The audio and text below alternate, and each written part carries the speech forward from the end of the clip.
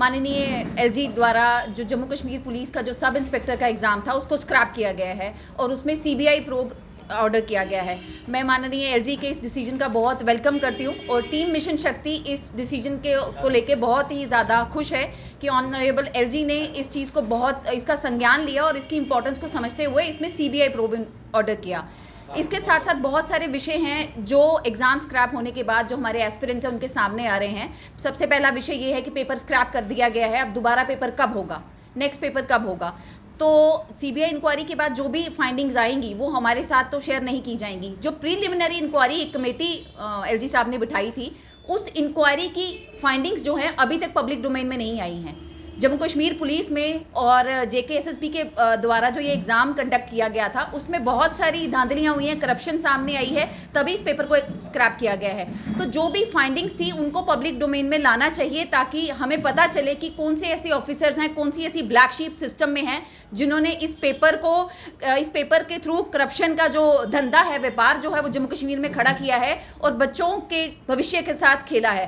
तो मिशन शक्ति ये आग्रह करती है ऑनरेबल एलजी से भी कि उस कमेटी की जो भी फाइंडिंग्स हैं उनको पब्लिक डोमेन में लाया जाए और जो भी ब्लैक शीप्स हैं उनको सामने लाया जाए ताकि हमें पता चले, उनके साथ स्ट्रिक्ट एक्शन लिया जाए। आने वाले समय में भविष्य में कोई भी रिक्रूटमेंट होती है तो लोगों को ये डर ना हो कि इस रिक्रूटमेंट में भी धांधली हो सकती है। उसके साथ साथ 95,000 बच्चों ने Jammu Kashmir police sub inspector का एग्ज़ाम दिया था। आप कह रहे हैं कि ये एग्ज़ाम स्क्रैप हो गया है और री एडवर्टीजमेंट करेगी अथॉरिटीज़। तो जब री एडवर्टीजमेंट की बारी आती है, मैं 3-4 पॉइंट्स क्लियर कर देना चाहती हूँ मिशन शक्ति के माध्यम से और अन्य जो भी एस्पिरेंट हैं उन सब के माध्यम से कि दोबारा जब एडवर्टीजमेंट निकाली जाएगी, जिन भी बच्चों ने पहले फॉर्म फिल किया था उनको इस प्रक्रिया से बाहर रखा जाए। उनको एक ऐसा एडमिट का उनके रोल नंबर के बेसिस पे या कोई भी ऐसा एक पैरामीटर सेट कर लें या कोई कोड ऐसा सेट कर लें कि उनको दोबारा एग्ज़ाम फॉर्म फिल नहीं करना पड़े।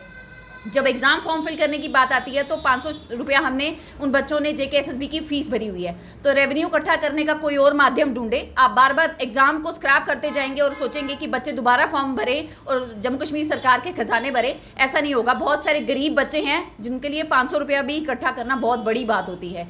तो मैं रिक्वेस्ट करूँगी अथॉरिटी से कि जब भी एग्ज़ाम दोबारा कंडक्ट किया जाए उन बच्चों का बिल्कुल प्रोसीजर जो है सिंपल बनाया जाए, उनको दोबारा फॉर्म नहीं फिल करना पड़े, ना ही उनको दोबारा फीस देनी पड़े। दूसरी बात, जब पहली रिक्रूटमेंट आई थी उसके बाद कोर्ट में चले गए थे बच्चे स्टे करने के लिए कि उम्र जो है 28 से 30 रखी है। कुछ बच्चों ने कोर्ट में चैलेंज किया 30 से 32 होगी। बाद में ये जो प्रोसीजर है, जब भी एडवर्टीजमेंट आउट होती है उसके बाद समय लगता है, बच्चे कोर्ट में जाते हैं जिनको अपनी एज का रिलैक्सेशन क्लेम करनी होती है, तो उस पूरी प्रक्रिया में बहुत समय लग जाता है। मैं अथॉरिटी से ये भी रिक्वेस्ट करूंगी कि अब की बार जो भी आप एडवर्टीजमेंट निकालें उसमें क्रिस्टल क्लियर चीज़ें मेंशन की गई हों एज को लेके कि आप 28 एज रखना चाहते हैं, 30 रखना चाहते हैं, 32 रखना चाहते हैं, जो भी एज आपको सुटेबल लगती है, जो भी एलिजिबल है बच्चे।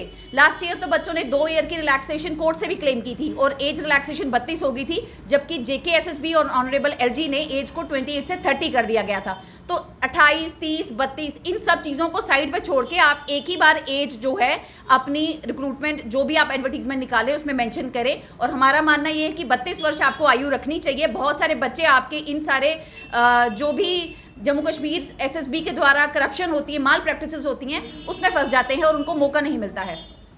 दूसरी बात यह है कि जब भी आप एग्ज़ाम कंडक्ट करते हो, Jammu Kashmir service selection board हमेशा सवालों के कटघरे में रहता है। आज तक कोई भी एक ऐसा एग्जाम नहीं हुआ जिसमें जेकेएसएसबी पे सवाल ना खड़े हों, जिसकी लिस्ट को क्वैश ना किया गया हो, जिस पे स्टे ना लगा हो। तो ऐसा क्यों किया जाता है कि बार बार जेकेएसएसबी पे ही सवाल खड़े किए जाते हैं? इसका मतलब कि हमारी जो रिक्रूटिंग एजेंसी है उसमें कुछ फॉल्ट है।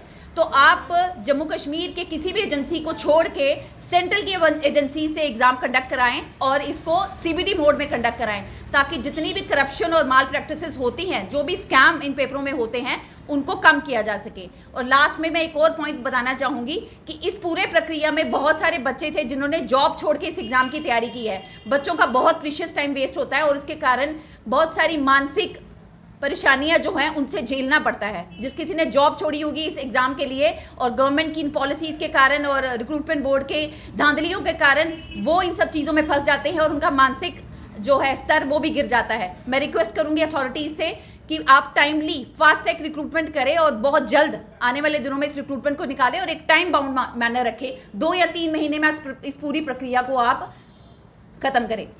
टेक वन अब आपके व्हाट्सएप पर। व्हाट्सएप करिए हाय 9728253663 पर।